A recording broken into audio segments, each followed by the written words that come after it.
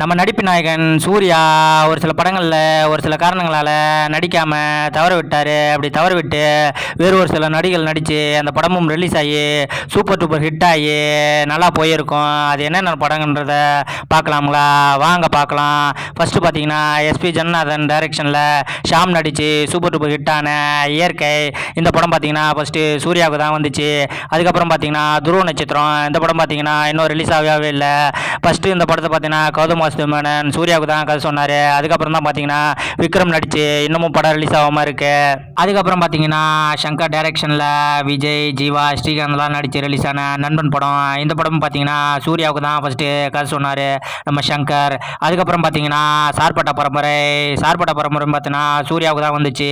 அதுக்கப்புறம் பார்த்தீங்கன்னா நம்ம பாலா டைரக்ஷனில் வணங்கான். இந்த படத்தில் பார்த்தீங்கன்னா ஒரு ஷெல்யூல் ஃபுல்லாக சூர்யா நடிச்சிருப்பார். ஆனாலுமே ஒரு சில காரணங்களால் இந்த வணங்கானை விட்டு வெளியே போயிட்டாரு. அதுக்கப்புறம் அருண் விஜய் வச்சு இந்த படத்தை ரிலீஸ் பண்ணாங்க. லாஸ்ட்டாக பார்த்தீங்கன்னா சமீபத்தில் பராசக்தி ரிலீஸ் ஆகி வெற்றிகரமாக ஓடிக்கொண்டு இருக்கு. இந்த பராசக்தி கதையும் பார்த்தீங்கன்னா புறநானூறு சூர்யா 43ன்னு சுதா கோங்கரா ஃபஸ்ட்டு சூர்யா கிட்ட தான் கதை சொல்லி அனௌன்ஸ் பண்ண வீடியோலாம் பண்ணாங்க.